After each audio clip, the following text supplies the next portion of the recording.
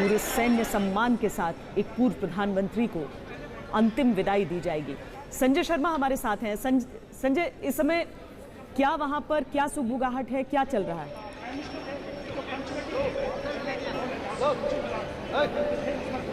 सुगबुगाहट का यहाँ हलचल तेज है। जैसे फ्लड गेट खुल जाता है वैसा हुआ है। सुबह से उनके समर्थक यहाँ गेट के बाहर नारे लगा रहे थे, जब तक सूरज चांद रहेगा अटल बिहारी का नाम रहेगा। वैसे अभी थोड़ी देर पहले दरवाजे खुले हैं और तमाम समर्थक, उनको चाहने वाले लोग जो देश के कोने कोने से आए हैं, वहाँ सीढ़ियों पर खड़े हैं, अंदर हॉल में गए हैं। सबको इंतज़ार है वाजपेयी जी के पार्थिव शरीर के यहाँ आने का, ताकि वो उनको अपनी अंतिम श्रद्धांजलि अर्पित कर सके। पूरे वातावरण में जो PA सिस्टम लगाया गया, पब्लिक अनाउंसमेंट सिस्टम, उसमें गीता के पवित्र श्लोक गूंज रहे हैं जो ये कहते हैं कि शरीर भले मर जाता है लेकिन आत्मा अमर है। नैनम छिंदन्ति शस्त्राणि नैनम दह्यति पावका न चयति क्लंत्यापो न शोषयति मारुतः, यानी उसको न हवा सुखा सकती है न आग जला सकती है। लेकिन अब अटल जी यशः शरीर से जीवित रहेंगे युगों युगों तक, पीढ़ियों पीढ़ियों तक। अब कोई खतरा नहीं है, ये नहीं कि वो बोल नहीं पाते, अब वो सुन नहीं पाते, अब वो ऐसे हैं, अब वो वैसे हैं। अब तमाम चीज़ें पीछे रह गई हैं। प्रधानमंत्री नरेंद्र मोदी यहाँ आ चुके हैं। इसके अलावा ये कहा जा रहा है, बीजेपी के अधिकारियों ने ये बताया, पदाधिकारियों ने, कि प्रधानमंत्री और बीजेपी अध्यक्ष अमित शाह अटल बिहारी वाजपेयी जी की महायात्रा में उनके पार्थिव शरीर के साथ रहेंगे, उनके साथ ही वहाँ तक जाएंगे, स्मृति स्थल तक, और वहाँ जब तक उनका शरीर पंच तत्व में विलीन होगा तब तक वो साथ रहेंगे। इसके साथ ही बीजेपी मुख्यालय से पार्थिव शरीर चल चुका है और ये कहा जा रहा है कि बस थोड़ी ही देर में अब यहाँ पहुँचने वाला है, किसी भी समय पहुँच जाएगा।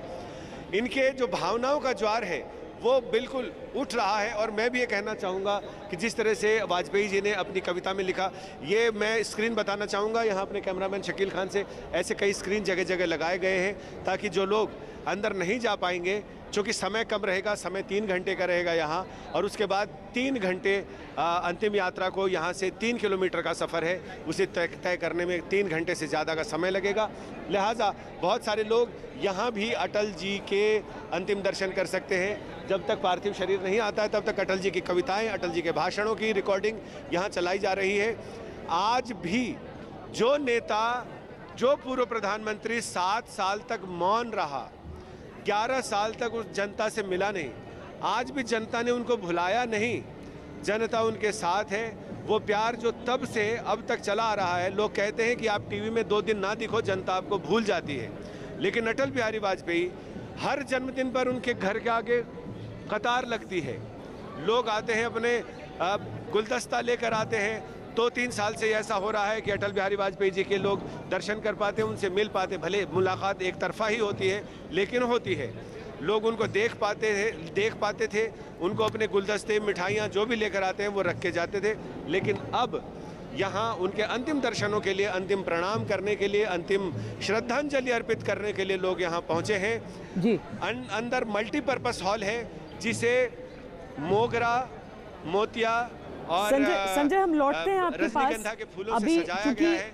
चूंकि उनकी अंतिम यात्रा के पहले पड़ाव की ओर अटल जी का पार्थिव शरीर लिए निकले हैं, लेकिन बीजेपी मुख्यालय पहुंचने से पहले इंडिया गेट का वो इलाका है जिसे पार करते हुए आगे बढ़ा जाएगा। वहां से हमारे संवाददाता चिराग गोठी हमारे साथ हैं।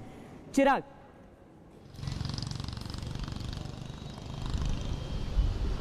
देखिए यहाँ अभी थोड़ी देर में जो है वो पार्थिव शरीर जो है जो अभी लाया जा रहा है बीजेपी मुख्यालय, यहाँ से होकर गुजरेगा। फिलहाल स्थिति ये, इस पूरे रूट को अभी थोड़ी देर पहले ही पुलिस का कहना है कि वो सील कर देंगे जैसे ही उनको खबर मिलेगी, क्योंकि वहाँ से चलकर कृष्ण मेनन मार्ग से चलकर अकबर रोड और अकबर रोड से होते हुए ये जो सी हेक्सिगन बोला जाता है इसको, इंडिया गेट पर जहाँ मैं मौजूद हूँ, यहीं से होते हुए आगे तिलक मार्ग और फिर तिलक मार्ग से बीजेपी मुख्यालय की तरफ जाएगा दीनदयाल उपाध्याय मार्ग। तो ये कहा जा सकता है कि अभी थोड़ी देर में जैसे ही जो है वो काफिला భారత మాజీ ప్రధానమంత్రి భారతీయ జనతా పార్టీ అగ్రనేత దేశానికి వచ్చిన రాజకీయ వాజ్పేయి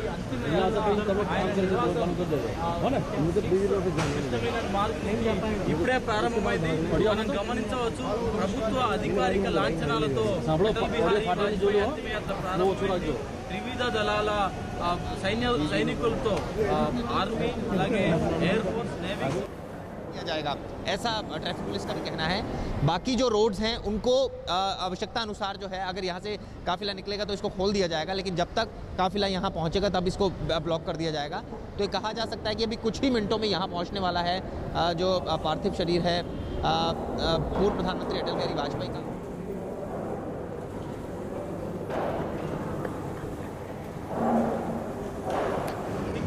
మినన్ మాజీ దగ్గర నుంచి మొదలై ఆ యాత్ర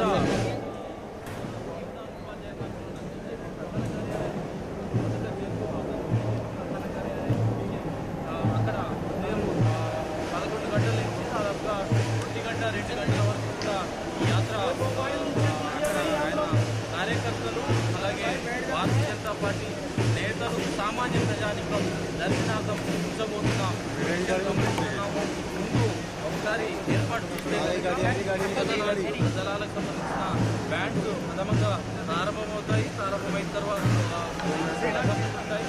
వారి తర్వాత అటల్ బిహారీ వాజ్పేయి భౌతిక కాయాన్ని తీసుకొని వారంతా నెమ్మదిగా ఒక యాత్ర లాగా అంతిమ యాత్ర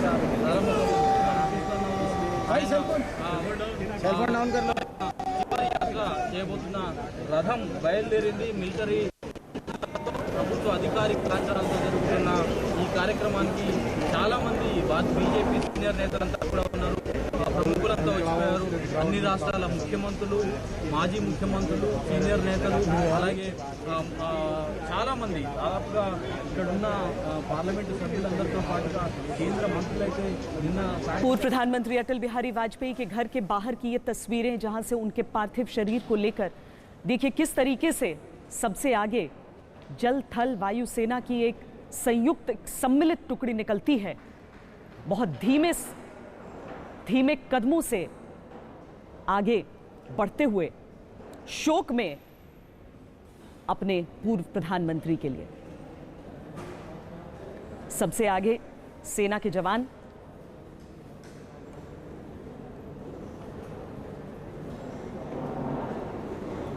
और पूर्व प्रधानमंत्री का तिरंगे में लिपटा पार्थिव शरीर।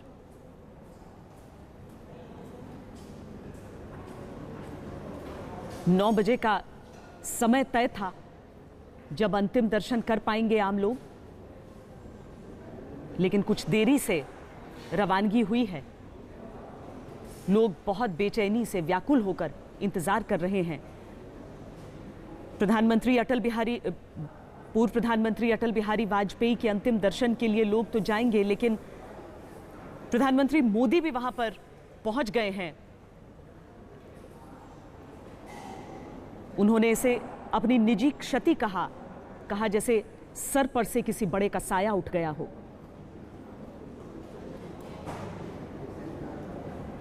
और आज एक ब्लॉग भी लिखा अटल जी के जाने पर, जिसमें उन्होंने ये कहा कि यकीन नहीं हो रहा है और कैसे यकीन करूं कि अटल जी अब नहीं है।